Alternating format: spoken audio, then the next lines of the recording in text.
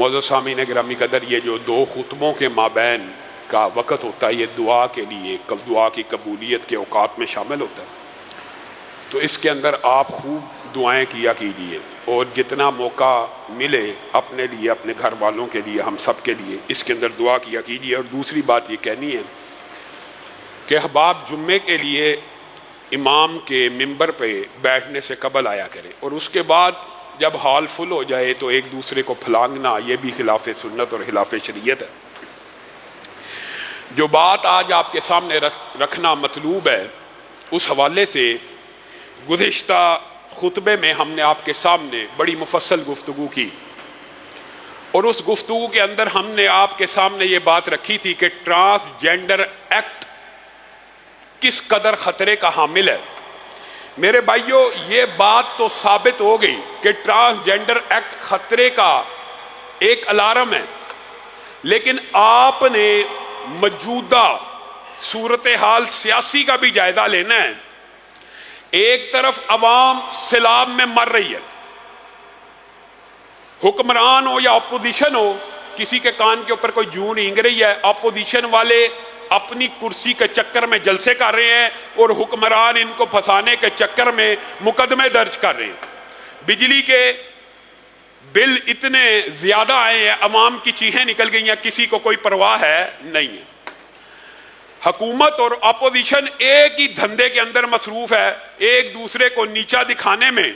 اسی عرصے کے مابین، اسی عرصے کے دوران ٹرانسجینڈر ایکٹ کے اوپر سینیٹر مشتاق صاحب نے ترمیم کا بل پیش کیا۔ ہم سینیٹر صاحب کے ساتھ ہیں، ان کی صدا پہ لبیک کہی، پورا ہفتہ ہو گیا تمام علماء کرام ٹرانسجینڈر بل کے بارے میں لوگوں کو اویئرنیس اور آگاہی دے رہے ہیں۔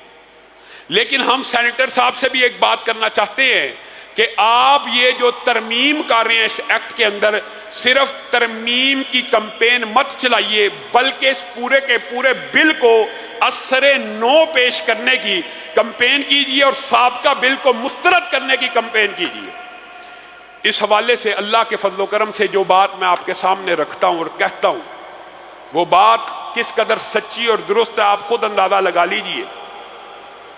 سندھ اسمبلی میں فخری صاحب نے قرارداد پیش کی، کے پی کے میں نعیمہ کشور نے قرارداد پیش کی، پنجاب سے یہ اعزاز اگر حاصل ہوا تو معاویہ اعظم طارق کو حاصل ہوا جس نے یہ قرارداد پیش کی 3 اسمبلیوں میں۔ یہ کوئی چھوٹی بات نہیں ہے، 3 صوبائی اسمبلیوں میں قرارداد اس بل کو مسترد کرنے کی پیش ہو چکی ہے۔ اللہ چوتھی اسمبلی والوں کو بھی توفیق دے، اور ہم رابطہ کر رہے ہیں قومی اسمبلی میں بھی قرارداد پیش ہو۔ میرے بھائیوں، یہ وہ وجوہات ہیں جن کی بنیاد پہ میں آپ کو کہتا ہوں کہ دیندار کا، دین پسند کا، اسلام پسند کا اسمبلی میں پہنچنا کس قدر ضروری ہے۔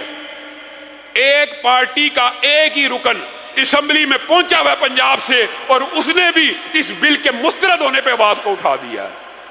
اگر ایک بھی نہ ہوتا تو P T I, people party, Muslim League نون تو اس بل کے تینوں سہولت کار ہیں۔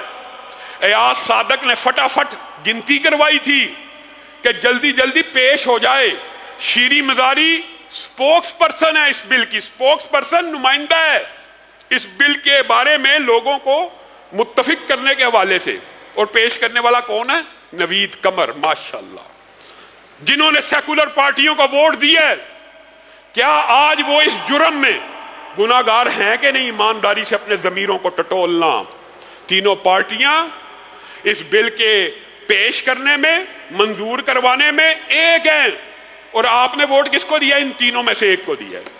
اسلامی جماعتوں کو تو آپ ووٹ دیتے نہیں، دین پسندوں کو تو ووٹ دیتے نہیں، دین پسندوں کو تو نہ ووٹ۔ پنجاب کے لوگوں نے عجیب و غریب فلسفہ بنایا ہوا ہے، ممبر کے اوپر نیک آدمی ہو، ممبر رسول کا وارث، متقی ہو، کرپشن سے پاک ہو، لیکن تخت رسول کا وارث چور ہو، لٹیرا ہو، فراڈیا ہو، وڈیرا ہو۔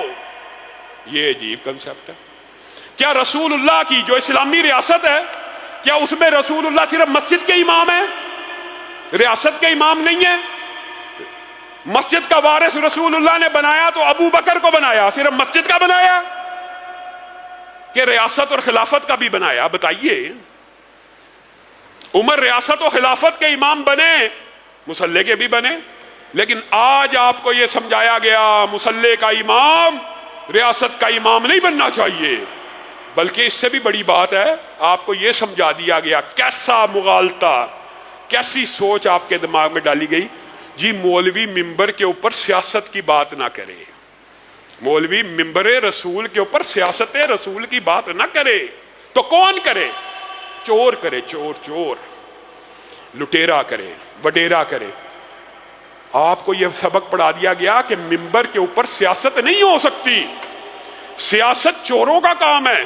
جب آپ کو یہ سمجھ یہ آئی ہے، جب آپ نے سبق ہی الٹا پڑھ لیا ہے، آپ کا کیا قصور ہے؟ آپ نے تو یہی کہنا ہے کہ مولوی صاحب ممبر کے اوپر سیاسی باتیں کیوں کرتے ہیں؟ رسول اللہ صلی اللہ علیہ وسلم نے فرمایا کہ بنو اسرائیل کے انبیاء جب دنیا سے چلے جاتے تھے تو ان کے وارث سیاسی قائدین، سیاست کا لفظ ہے سیاست کا حدیث میں، کون ہوتے تھے؟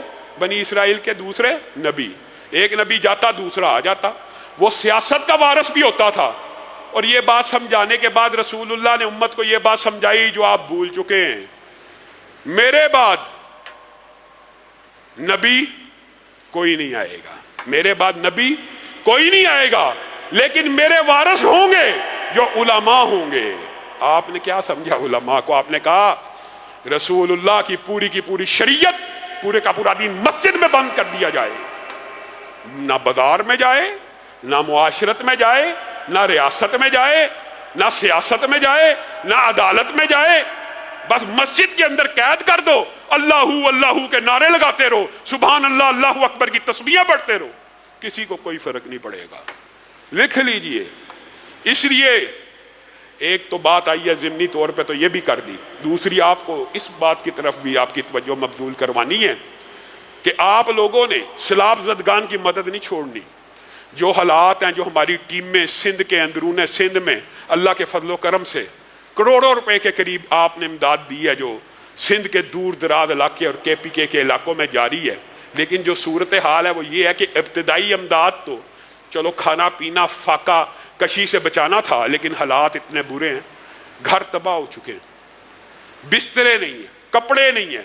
آپ نے یہ کمپین بھی مستقل چلاتے رہنا ہے تاکہ ہم اپنے مظلوم بھائیوں کی اس حوالے سے بھی مدد کرتے چلے جائیں۔ ہر بندے نے حصہ بقدر جسہ اپنے مسلمان بھائیوں کی امداد کرنی ہے، اور یہ کوئی احسان ان کے اوپر بھی نہیں ہے، اس کا بدلہ آپ نے کس سے لینا ہے؟ اللہ رب العزت سے لینا ہے۔ اللہ رب العزت جو کہا گیا، جو سنا گیا، اس کو سمجھنے کی توفیق عنایت فرمائے۔ سبحان ربک رب العزت عما یصفون۔